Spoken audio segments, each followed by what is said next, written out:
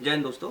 आज हम लोग आपके साथ एक ऐसे सम्राट के बारे में आपसे चर्चा करते हैं जिसने जन्म तो हिंदू धर्म में लिया, लेकिन पिता ने इसके ने आजीविक संप्रदाय अपनाया तथा इसके दादाजी ने जैन संप्रदाय अपनाया और इसने खुद ने बौद्ध संप्रदाय अपनाया, बौद्ध धर्म अपना लिया। अशोक, जिसे सम्राट अशोक के नाम से हम लोग जानते हैं, इनका जन्म 304 ईस्वी में हुआ। 304 ईसा पूर्व हुआ।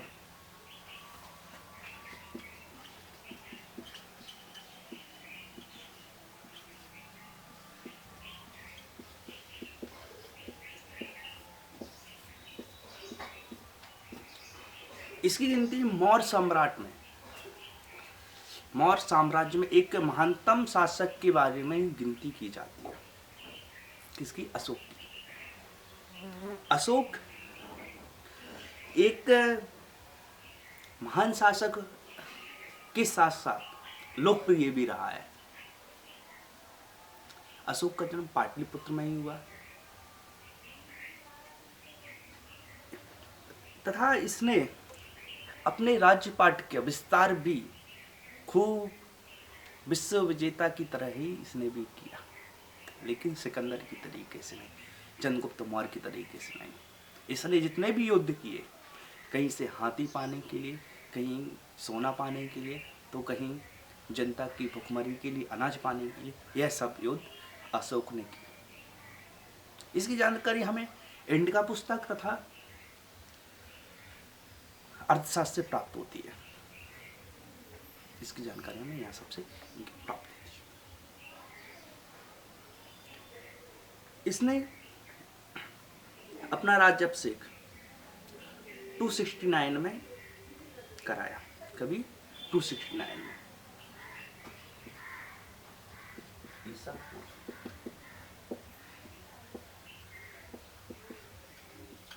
राज्याभिषेक इसने करवाया।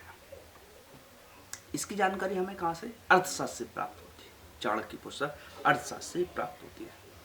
तथा 261 में इसने कलिंग पर आक्रमण किया।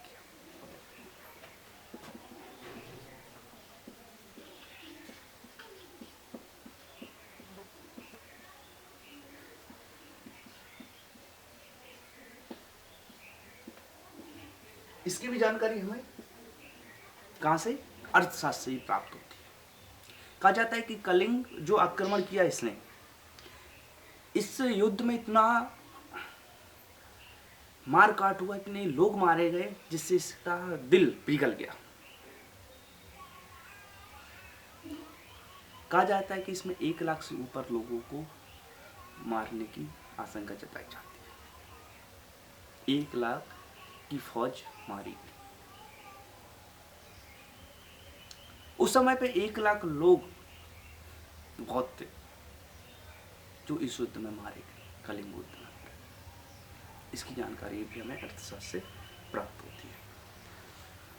कहा जाता है कि जब यह अपने भतीजे निगोत, जब यह कलिंग युद्ध जीत के आया, कलिंग युद्ध में इसने देखा कि मार काट बहुत सारी हो चुकी है, नरसंहार बहुत हो चुका है, क्या किया जाए। तब उस समय पे इसका भतीजा बौद्ध कथाएं सुनता था, बौद्ध भगवान के ग्रंथ पढ़ता था। तो कभी कभार ये अपने भतीजे निगोत के पास जाता है और उसके पास बैठता है। तो निगोत इसको बहुत अच्छे बौद्ध भगवान की कथाएं सुनाता है। तो यह कहीं ना कहीं थोड़ा सा प्रभावित होता है। कौन? अशोक। धीरे धीरे प्रभावित होता है। तो इसको लगता है कि इस धर्म छोड़ के हम अब बौद्ध धर्म ही अपना लेते हैं। इसने उस समय के जाने माने एक भिक्षुक, बौद्ध धर्म के शास्त्री कहें तो, उपगुप्त के पास जाते हैं। किस पास? उपगुप्त के पास जाते हैं और इनसे बौद्ध धर्म की दीक्षा ले लेते हैं और बौद्ध धर्म अपना लेते हैं।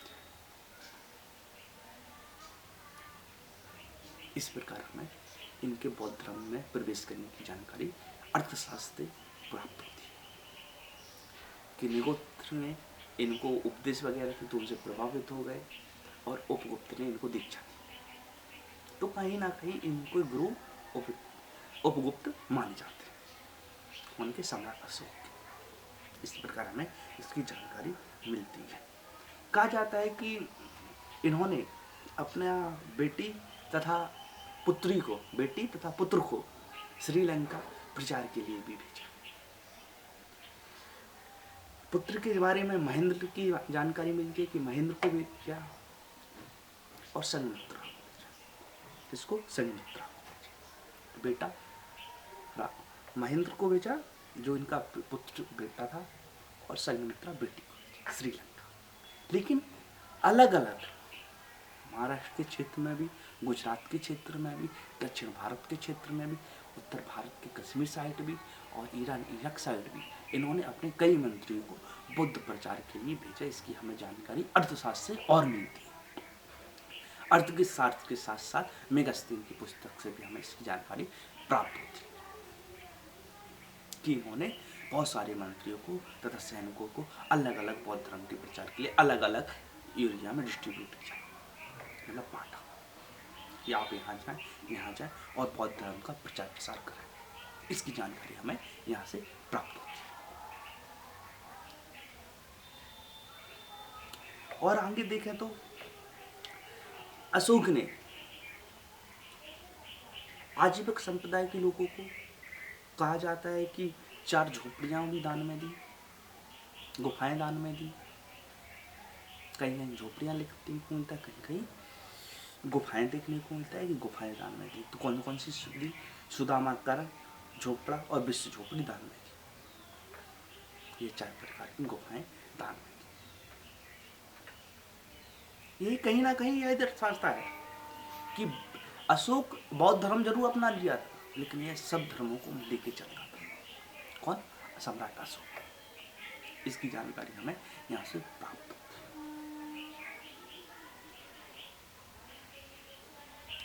आगे देखें तो अशोक जो थे, अशोक ने सबसे पहले देखें तो इन्होंने अभिलेख लिखना प्रारंभ किया।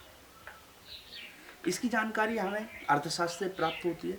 कहा जाता है कि जो इराक के शासक थे डेरियस, इराक के शासक डेरियस से उनसे इन्होंने प्रेरणा ली थी तो सम्राट अशोक ने कि हम अपने नाम के भी जो अभिलेख है वो हर जगह लिखवाएंगे।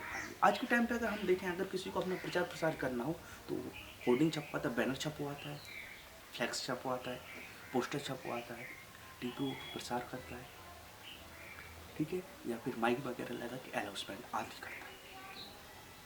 उस समय एक ही उन्हें अच्छा लगा कि अपने पत्थरों पे नाम लिखवाए और जगह जगह इन्हें लिखवाए। हमें देखने को मिलते हैं 3 प्रकार के इन्होंने अभिलेख लिखवाए। एक अभिलेख, स्तंभलेख और शिलालेख।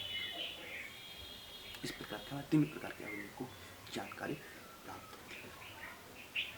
तथा इन्होंने जो भाषाएं लिखी, लिपि लिखी, वो 4 प्रकार की लिपियां हैं। कौन कौन सी? 4 प्रकार की लिपियों में इन्होंने अपने अभिलेख के बारे में हमें लिखा है। एक ब्राह्मी लिपि। ब्राह्मी लिपि के बारे में मानने को मिलता है कि यह भारत की लिपि है। भारत में जितने भी अभिलेख मिले ब्राह्मी लिपि में प्राप्त हुए। इसके बाद हमें देखने को मिलती खारगोष्ठी लिपि। खारगोष्ठी लिपि हमें पाकिस्तान से मिली। कौन सी? पाकिस्तान के एरिया से इसकी हमें जानकारी प्राप्त होती है। अभिलेख हमें खारगोष्ठी लिपि का भी लिखा है। इसके बाद अरमाई। अरमाई हमें देखने को मिलता है पाकिस्तान तथा अफगानिस्तान के बॉर्डरों पे मिली।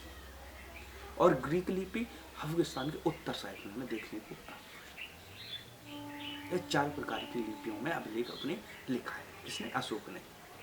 कहा जाता है कि 1837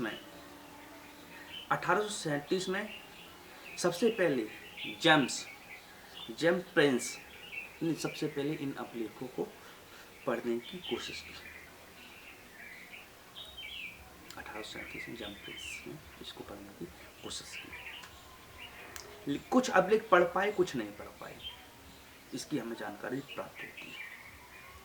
अशोक ने अपना नाम देव नाम बताया कि जो देवों को पसंद था, या प्रियदर्शी, देवताओं का पहला नाम, ऐसा कहीं कहीं देवप्रिय और देव नाम पढ़ने को मिला, कि देवताओं को पसंद या देवताओं का पहला नाम, इसके बारे में हमें जानकारी प्राप्त होती है। इस प्रकार ही हमें देखने को मिलता है भाभू अभिलेख। यह भाभू अभिलेख हमें राजस्थान से प्राप्त हुआ। किससे? राजस्थान से प्राप्त हुआ। इसमें अशोक ने कहा है, भाभू अभिलेख जो राजस्थान से प्राप्त हुआ है, इसने ही अपने आप को मगध का सम्राट घोषित किया। इसमें स्पष्ट लिखा है कि मैं मगध का सम्राट, देव प्रियदर्शी। इस बारे में इसकी हमें जानकारी मिलती है। इसके बाद जो अभू अभिलेख है, उसमें ही बौद्ध धर्म और संघ की चर्चा भी है, जो राजस्थान से हमें प्राप्त है। अशोक के अगर हम लघु अभिलेख देखें तो हमें 7 लघु अभिलेख प्राप्त होते हैं। कितने? 7 लघु अभिलेख प्राप्त होते हैं। पहला रुईमानी अभिलेख। कौन सा? रुईमानी अभिलेख। कहीं रुई दही अभिलेख है, कोई रुईमानी अभिलेख पढ़ने को मिलता है। रुई दही, रुईमानी। तो यह अभिलेख अफगानिस्तान से प्राप्त हुआ। कहाँ से? अफगानिस्तान से प्राप्त हुआ। यह छोटा अभिलेख है। कौन सा? छोटा अभिलेख है। और इसमें कहा गया है कि राजा ही सर्वश्रेष्ठ है, प्रशासनिक अधिकार सिर्फ राजा के पास। इस अभिलेख से हमें प्राप्त हुआ। इसके बाद हमें कौशाम्बी अभिलेख प्राप्त हुआ। कौन सा? कौशाम्बी अभिलेख, जो यूपी में है। करुबाही इनकी पत्नी थी। उन्होंने दान में देने वाली वस्तुओं की चर्चा की। कौन सी? कौशाम्बी अभिलेख। इसके बाद हमें देखने को मिलता है टोपरा अभिलेख। टोपरा अभिलेख हरियाणा में जो फिरोज शाह तुगलक था, तुगलक वंश का, इसने इसको दिल्ली के तुगलकाबाद में स्थापित कर दिया। उधर से उठाया तुगलकाबाद में इसको स्थानांतरित किया। इसके बाद मेरठ यूपी का हमें अभिलेख एक प्राप्त होता है। कौन सा? मेरठ यूपी का, जो फिरोज शाह तुगलक ने इसे दिल्ली के तुगलकाबाद में इसको भी स्थापित कर दिया। इसकी हमें जानकारी प्राप्त होती है। इसके बाद रामपुरवा अभिलेख, यह बिहार में प्राप्त हुआ। वहाँ पे यह बिहार में हमें देखने को मिलता है। लौंगिकनंद अभिलेख, यह बिहार के चंपारण में है। इसके बाद लौकिंग अरेराज। कौन सा? अरेराज। इसको भी चंपारण में ही देखने को मिला। इस प्रकार की यह हमें छोटे अभिलेख, लघु अभिलेख हमें अशोक के प्राप्त हुए। अब हम अशोक के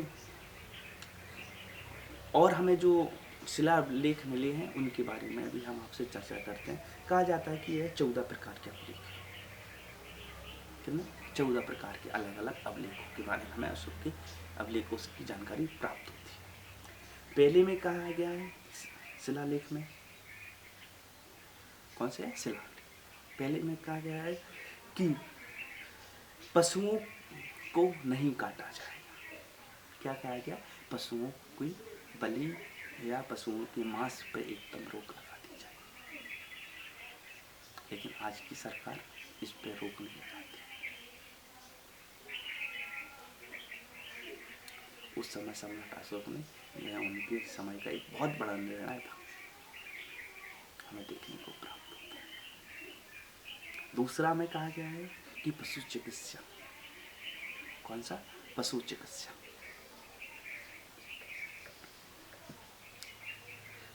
पशु को अगर हमारे देश में कोई पशु राज्य में बीमार है तो उनका तुरंत इलाज किया जाए। तथा इसी में कहा गया जो चेर पांड्य दक्षिण भारत के एक राज थे, उनको भी अशोक ने जीता। इसकी भी चर्चा हमें दूसरे शिलालेख से प्राप्त होती है।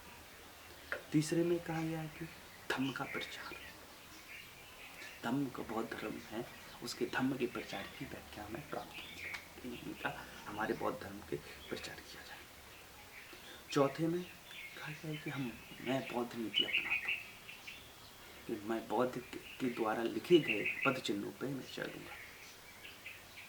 5 में क्या किया गया है कि धार्मिक जीवन की देखरेख मैं करूँगा, कि मेरे द्वारा सताए गए लोगों को अब कोई मेरे लोगों को कोई ना सताए तथा उनकी देखरेख मैं करूँगा। यह परिणाम हमें प्राप्त होता है। 6वें में क्या कहा गया है कि मैं जन कल्याण काम करूँगा। क्या? जन कल्याण काम करूँगा। 7वें में देखें तो इन्होंने कहा है कि धर्म की आपसी समन्वय बनाए रखें। अगर हम देखें तो बौद्ध धर्म आगे कुछ टूटा, ब्रजयान, शून्ययान, महायान आदि में टूटता चला गया, कि कहा गया कि आपसी में बना गया। तथा इन्होंने कहा है कि 8वें में कहा गया है कि इन्होंने अपना राज्य जब गद्दी पे बैठे तो उसकी 8 वर्ष बाद कराया। हम देख भी सकते हैं कि 8 वर्ष में कराया कलिंग युद्ध की बात, हमें यह जानकारी प्राप्त होती है। इसके बाद हमें 9वें में कहा गया है कि ये छोटे मोटे त्योहारों पर इन्होंने प्रतिबंध लगा दिया। सही भी है, क्यों फालतू का खर्चा किया जाए। एक हिसाब से अगर हम सोचें तो जो कमाने वाला उनको पता चलता है कि पैसा कहाँ से आता है, कहाँ खर्च होता है। इन्होंने छोटे मोटे त्योहारों पर भी प्रतिबंध लगा दिया। इसके बाद हम 10वें में देखें तो इन्होंने धर्म के महत्व के बारे में भी चर्चा की। इसके धर्म के महत्व के बारे में भी चर्चा की कि धर्म का कैसे कैसे उत्थान हुआ, कैसे कैसे प्रचार प्रसार हुआ, इसकी भी इन्होंने चर्चा की। तथा इन्होंने 11वें में क्या कहा? 11वें में कहा कि हमारे जो ब्राह्मण हैं उनको ना सताया जाए।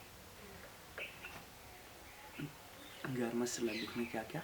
जो ब्राह्मण है उनको नहीं सताया जाए। एक हिसाब से देखें तो सही भी है। अशोक ने बौद्ध धर्म तो अपना लिया, लेकिन उन्होंने कहा कि आप लोग इनको ना सताएं, क्योंकि उस समय अगर हम देखें ब्राह्मणों का बोलबाला हद से ज़्यादा होने लगा था। तभी तो महात्मा बुद्ध ने बौद्ध धर्म की स्थापना की। इसके बाद हम अगर 12वें में देखें तो कहा था स्त्रियों के सुधार पर कार्य किया जाए, स्त्रियों को पढ़ाया जाए तथा उनके सुधार में कार्य किया जाए। और सबसे अंतिम 14वें में कहा गया है कि क्या कहा गया है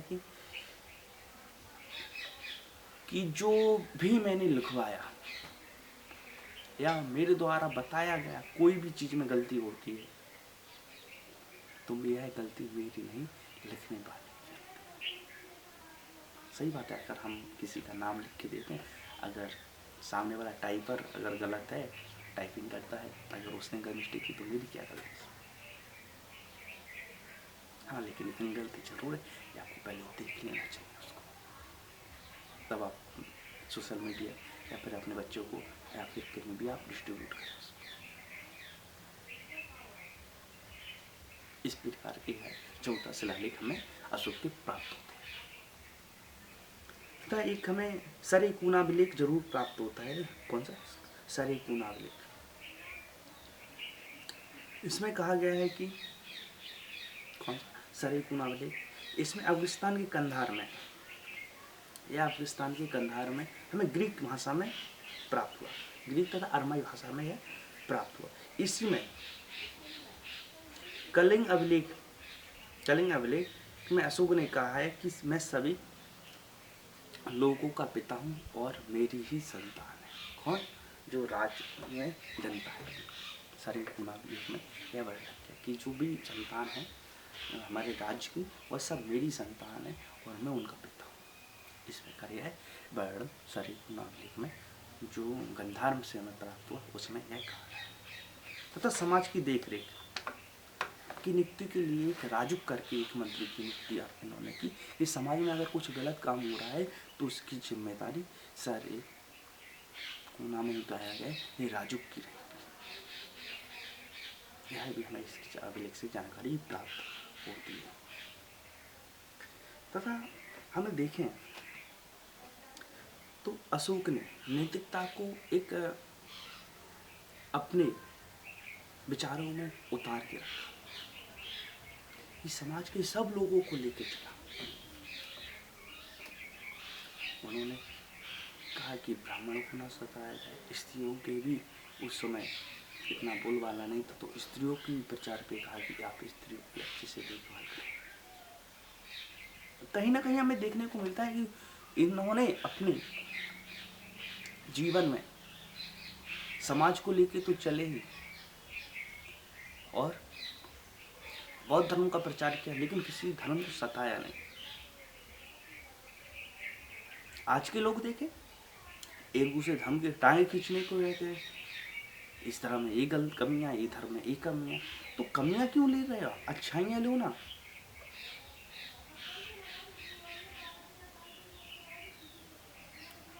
जब हम संविधान को पढ़ते हैं तो हमें स्वतंत्रता दी गई है कि हम किसी भी धर्म की किसी भी अच्छाइयां हम उसको अपना सकते हैं, लेकिन हमें पढ़ना ही नहीं है, हमें समझना ही, हमें तो लोगों की बुराइयां करनी, बुराइयों की टांगे खींचनी है। इस धर्म में ये है, ये धर्म में ये है, लेकिन उसको अच्छाइयाँ तो देखो, अच्छाइयाँ कितनी उस धर्म में। इस प्रकार हमें यह जानकारी प्राप्त होती है। अगर हम इन मौर्य धर्म के प्रशासनिक व्यवस्था को देखें तो हमें प्राप्त होता है कि मौर्यकालीन अर्थव्यवस्था पूरी कृषि पर आधारित थी और थोड़ा बहुत व्यापार पर भी आश्रित थी। इसकी जानकारी हमें मिलती है। तथा सबसे बड़ा अधिकार केंद्र के पास था, राज्य के पास नहीं, लोगों के पास नहीं। जो राजा ने निर्णय ले लिया वो सर्वशक्तिमान है। इस प्रकार हमें इसकी जानकारी प्राप्त होती है। मौर्यकालीन 3 संगठनों की जानकारी प्राप्त होती है। कितने 3 संगठनों की जानकारी प्राप्त होती है, जिन्हें श्रेणी निम्न सातवाहन के नाम से जाना गया। जो श्रेणी थी उसमें शिल्पकारों का संगठन था, इसका शिल्पकारों का संगठन था। जो निम्न थे यह व्यापारियों का था। और सातवाहन थे, कौन सातवाहन थे, यह एक कफीलों का ही कफीलों का जो छोटे छोटे गांवों में बसते थे उनका यह संगठन था। इसकी जानकारी हमें प्राप्त होती है। अगर हम लोग मौर्यकालीन सैन्य व्यवस्था को देखें, मौर्यकालीन सैन्य व्यवस्था 2 प्रकार की थी, एक स्थायी तथा अस्थायी। यह हमें जस्टिन ने बताया, और जस्टिन ने ही कहा है कि लड़ाकू का गिरोह था। इन्होंने ही कहा है कि चंद्रगुप्त मौर्य ने 6 लाख की सेना लेकर पूरे भारत को रौंद डाला। यह जस्टिन ने अपने लेख में कहा है। इस प्रकार हमें देखने को मिलता है। इसने जस्टिन ने प्रशासनिक व्यवस्था में हमें एक चीज और देखने को मिलती है कि जो मौर्यकालीन समय था, मौर्यकालीन समय में सबसे प्रमुख पद राजा का होता है। इसका राजा का होता है। राजा के साथ साथ हमें देखें तो अर्थशास्त्र में चाणक्य ने उन्होंने बताया कि जो मंत्री हैं तथा विभाग हैं उनको 26 विभागों में इन्होंने बांटा। कितने 26 विभागों में।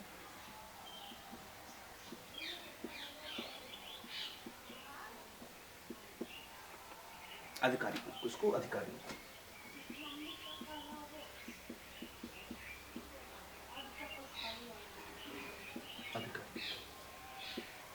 इसकी जानकारी हमें प्राप्त है। कौन कौन से? शीताध्यक्ष कृषि विभाग, कौन से? एक शीताध्यक्ष विभाग था जो कृषि विभाग आज के टाइम पे हम लोग करें तो। दूसरा काराध्यक्ष खनन विभाग, ठीक है। लक्ष्मणाध्यक्ष मुद्रा विभाग, कौन है? लक्ष्मण विभाग, मुद्रा विभाग। राक्षण पुलिस विभाग। धर्म स्तर दीवानी न्यायालय। कटन युद्ध फौजदारी न्यायालय। कटन है कहीं गई कटक। इसके बाद गुण पुरुष गुप्तचर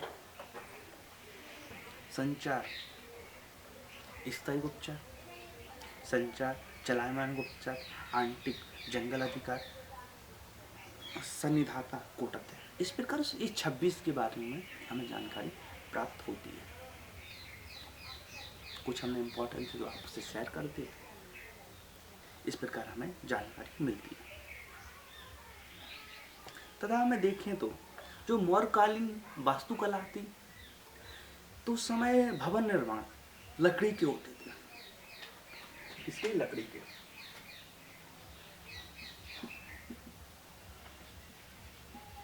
तथा लकड़ी को भी ज्यादा मानता था। इसकी लकड़ी के भवन निर्माण हुआ करते थे। अगर हम वर्तमान टाइम पे देखें तो हमें एक मौर्यकालीन कुमार का चाक मिला है। इसका कुमार का चाक मिला है। इसकी हमें जानकारी आज के टाइम पटना से हमें मिलती है। तथा अशोक ने मध्य प्रदेश सांची में स्तूप बनाया, जो सबसे बड़ा स्तूप हमें प्राप्त होता है। इसके बाद अशोक ने यूपी के सारनाथ में अशोक स्तंभ की बनवाया। जो आजकल के टाइम पे हम अशोक चिन्ह देखते हैं, वह हमारे सारनाथ में अशोक का ही देन है जो बनवाया। अगर हम देखें कलाकृति, तो दीदारगंज में यहाँ पे हमें यक्षिणी की मूर्ति प्राप्त हुई, जो हमें मौर्यकालीन से प्राप्त होती है। अगर हम लोग सामाजिक जीवन देखें, मौर्यकालीन सामाजिक जीवन, यहाँ पे कहा गया है कि हिंदुओं पर छोटे मोटे त्योहारों पर प्रतिबंध लगा दिया। हिंदुओं पे नहीं, सब पे। तथा 11वें शिलालेख में कहा है कि ब्राह्मणों को ना सताया जाए। तो कहीं ना कहीं यह अच्छा भी रहा है कि हमारे जो हिंदू धर्म था उसको ज़्यादा तकलीफ नहीं थी। एवं बौद्ध धर्म अपना ले तो क्या हुआ, लेकिन हमारे हिंदू भी तो फिर ये है। इस प्रकार हमें जानकारी प्राप्त होती है। अगर हम लोग और देखें, इन्होंने पशु बलि पर भी रोक लगा दी। पशुओं की चिकित्सा का भी कहा है कि चिकित्सा की जाए, स्त्रियों को भी बढ़ावा दिए। इस प्रकार के हमें यह सामाजिक जीवन देखने को प्राप्त होता है। तथा यहाँ का हम लोगों का प्रशासनिक ढांचा देखें तो सबसे बड़ा राजा का पद होता था। किसका? राजा। उसके नीचे युवराज। युवराज के बाद अगर प्रांत का शासन देखें तो प्रांतपति के पास था। किसके बाद? प्रांतपति के पास था।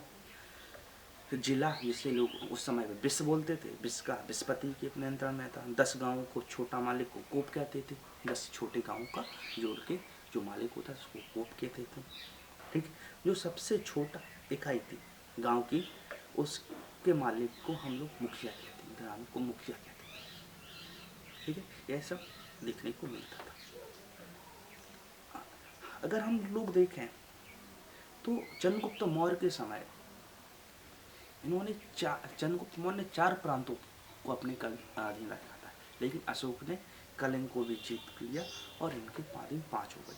तो उत्तरापत्र देखें, तक्षशिला पाकिस्तान तक था। ठीक है। दक्षिणापत्र देखें, स्वर्णगिरी महाराष्ट्र तक था। अवंती उज्जैन मध्य प्रदेश तक था। और प्राची जो मध्य प्रदेश पाटलिपुत्र तक था। ठीक है। और कलिंग दूसरी तक था। इस प्रकार हमें देखने को प्राप्त होते हैं। इसके बाद हमें देखने को मिलता है कि 232 में, 232 में